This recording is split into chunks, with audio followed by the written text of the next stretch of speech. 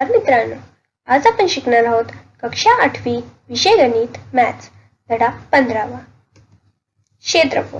क्षेत्रफळ याला इंग्रजीमध्ये एरिया असे म्हणतात. प्रस्तावना.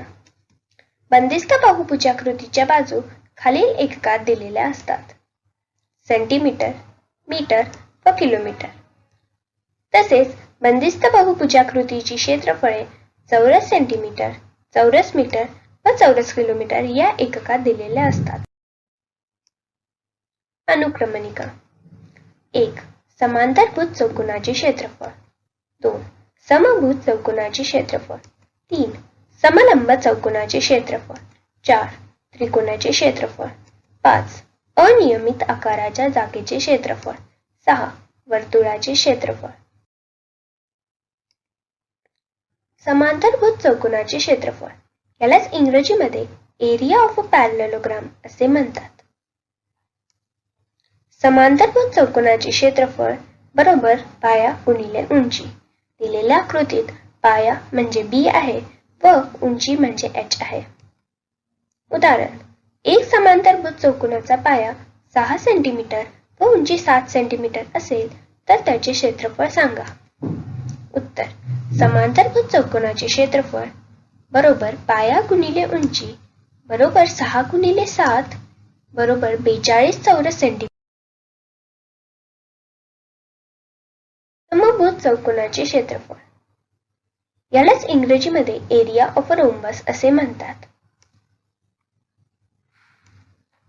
समभुज चौकोनाचे क्षेत्रफळ 1/2 गुणिले कर्णांच्या लांबीचा गुणाकार बरोबर 1/2 गुणिले AC गुणिले BD असे असते. उदाहरण: एक समभुज चौकोनाच्या दोन कर्णांची लांबी अनुक्रमे 7.5 सेंटीमीटर आणि 12.8 सेंटीमीटर आहे.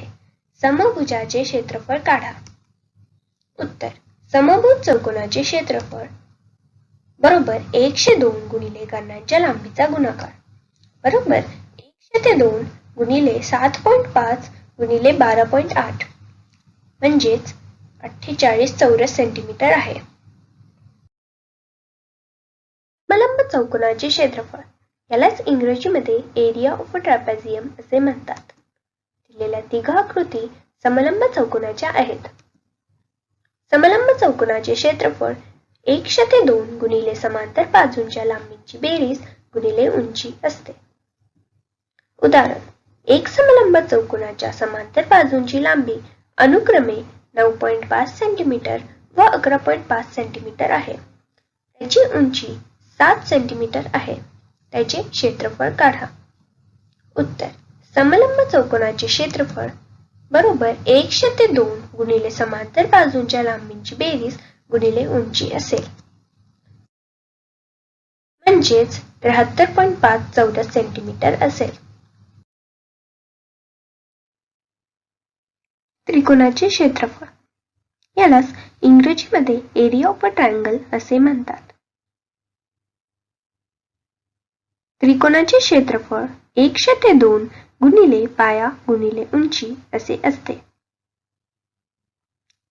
आता आपण त्रिकोणाचे क्षेत्रफळाला एका वेगळ्या प्रकारे परिभाषित करूया.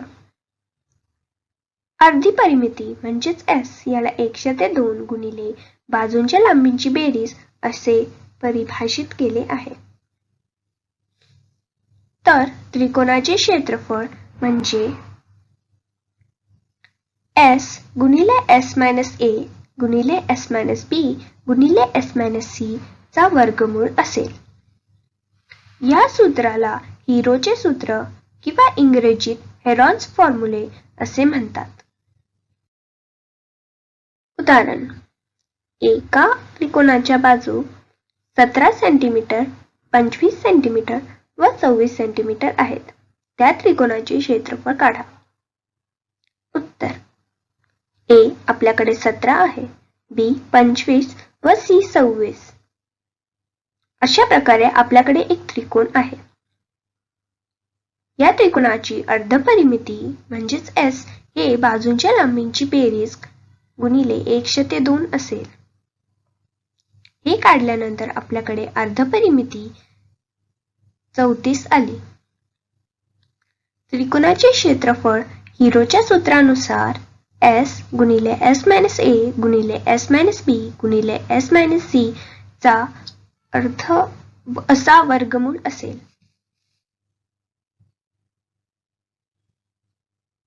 या प्रकारे आपल्याकडे त्रिकोणाचे क्षेत्रफळ 204 चौरस सेंटीमीटर आहे. आता आपण आतापर्यंत जे बघितले ते परत बघूया. 1. समांतरभुज चौकोनाचे क्षेत्रफळ पाया गुणिले उंची असते. 2. समभुज चौकोनाचे क्षेत्रफळ 1/2 गुणिले कर्णांच्या लांबीचा गुणाकार. 3.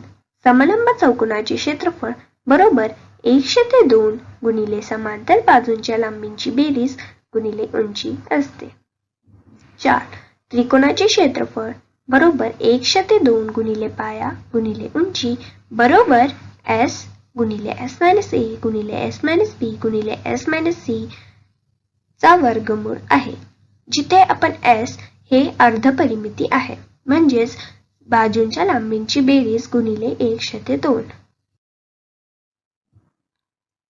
अनियमित आकाराच्या जागेचे क्षेत्रफळ. एरिया यालाच इंग्रजीमध्ये area of an irregular shape असे म्हणतात. आता आपल्याकडे एक आकृती दिलेली आहे. या आकृतीत सर्व मापे मीटरमध्ये आहेत. या आकृतीचे क्षेत्रफळ काढा. दिलेल्या आकृतीचे क्षेत्रफळ आतापर्यंत जे पण शिकले आहे त्याच्यावरून तुम्ही काढू शकता. तुम्ही स्वतः ह्याचे क्षेत्रफळ काढून याचा उत्तर इथे बघून ते बरोबर आहे की नाही हे बघावे.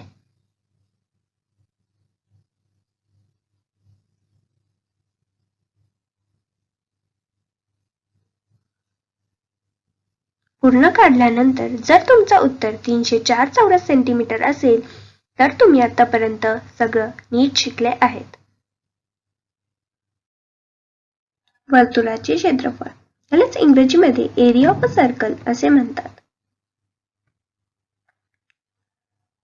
वर्तुळाचे क्षेत्रफळ हे पाय गुणिले त्रिज्याचा वर्ग असे परिभाषित केले आहे.